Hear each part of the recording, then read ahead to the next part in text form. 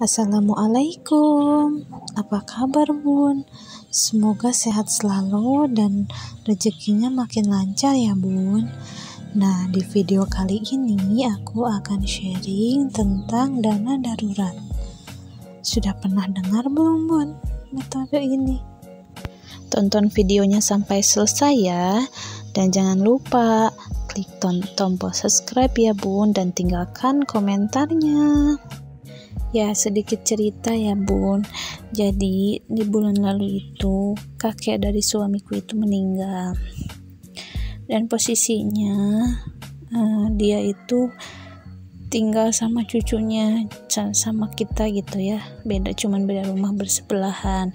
Karena anak-anaknya sudah meninggal, otomatis yang mengurus pemakamannya sampai tahlilan itu suami. Nah, sementara pas waktu itu kita nggak punya tabungan sama sekali, nggak ada pegangan uang sama sekali, karena kita itu ikut koperasi di kantor suami, jadi nggak ada tabungan yang bisa kita ambil dulu. Akhirnya kita pinjem lah uang tabungan pendidikan punya anak, dan akhirnya tetap aja itu menjadi hutang yang harus dibayar. Nah, setelah kejadian ini aku baru sadar ternyata dana darurat itu emang penting. Padahal aku udah tahu soal dana darurat itu dari beberapa bulan sebelumnya, dari kelas finansial yang aku ikuti waktu itu. Tapi tidak langsung saya alokasikan tabungannya karena fokus kita itu ingin melunasi hutang dulu.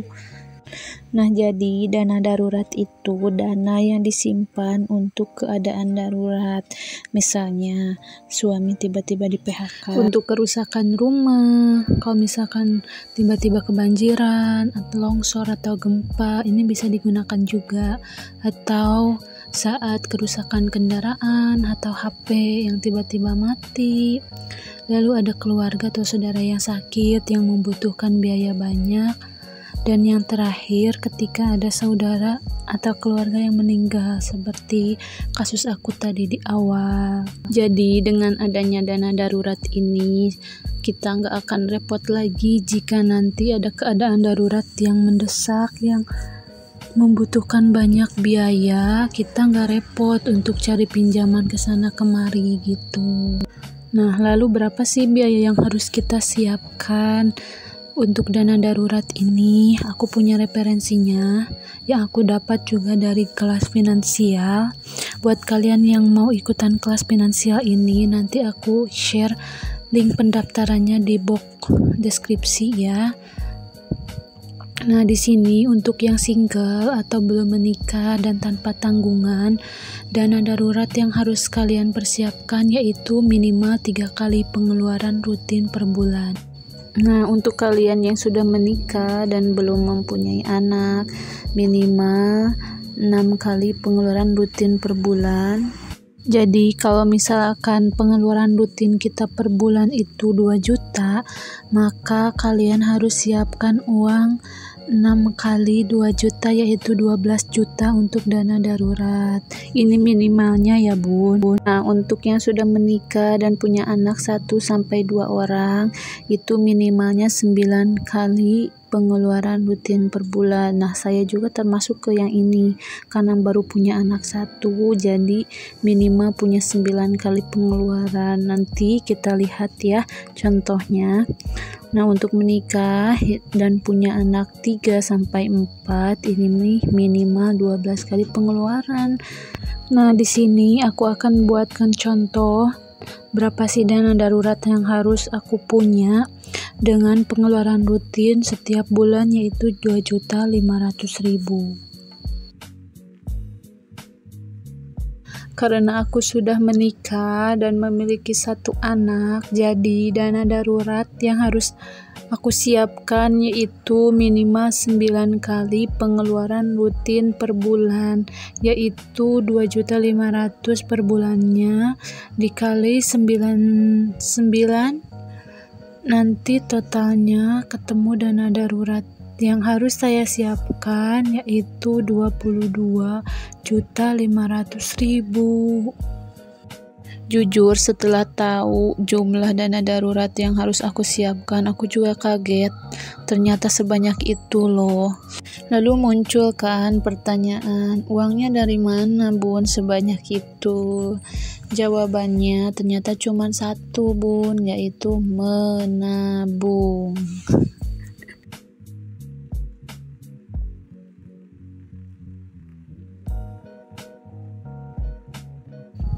Nah, di sini aku akan share juga ke kalian bagaimana cara menabung untuk dana darurat. Pilihannya ada dua, mau menabung dengan cepat atau dengan cara yang lambat. Nah, untuk cara cepat ini, jadi kita prioritaskan semua tabungan kita itu untuk mengumpulkan dana darurat yang sudah kita hitung tadi.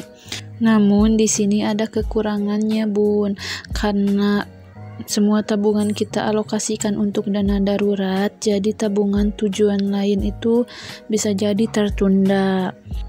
Nah, untuk menabung dengan cara lambat, di sini kita bisa menyicil dana darurat dengan menabung setiap bulan. Dan fokus kita nggak hanya buat tabungan dana darurat aja ya Bun, bisa disambil dengan tabungan yang lain, misalnya tabungan untuk beli rumah, beli kendaraan. Hanya saja jika dengan cara lambat ini, dana darurat yang kita kumpulkan jadi lebih lama. Ayo gimana Bun, mau pilih cara yang mana Bun menabungnya? Nah, kalau aku pribadi lebih memilih cara lambat ya Bun, karena untuk saat ini fokus aku untuk melunasi hutang dulu. Jelas antara hutang dan dana darurat, yang lebih wajib itu membayar hutang ya, karena itu emang kewajiban kita. Nah, di sini muncul lagi nih opsi lainnya, bagaimana kalau misalkan ternyata tetap susah untuk menabung cepat, apalagi untuk menabung secara lambat karena emang penghasilannya minim. Di sini ada option lain, yaitu mencari penghasilan tambahan ya Bun ya. Jadi gimana Bun? Sudah siap untuk menabung dana darurat? Mau pakai cara yang mana Bun? Yang cepat atau yang lambat? Dengan kita punya dana darurat, insya Allah kita terhindar dari hutang ya Bun. Apalagi di saat kondisi darurat nanti terjadi di kehidupan kita nggak akan repot nyari pinjaman sana sini, nyari uang sana sini karena dana darurat sudah ada.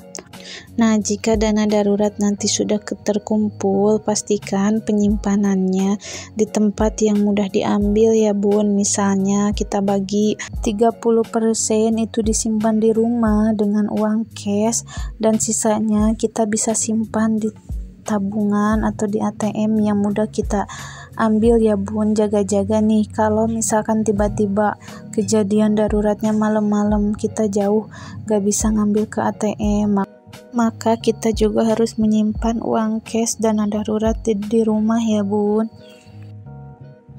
Nah, untuk kalian yang mau ikut kelas finansial agar tahu bagaimana mengelola keuangan yang baik dan bisa menabung, kalian bisa ikut ini ya. Dengan bayar 34.000 aja kalian akan dapat materi sebanyak ini, dan itu benar-benar bermanfaat sekali menurut aku. Oke, terima kasih sudah menonton video ini sampai selesai. Assalamualaikum.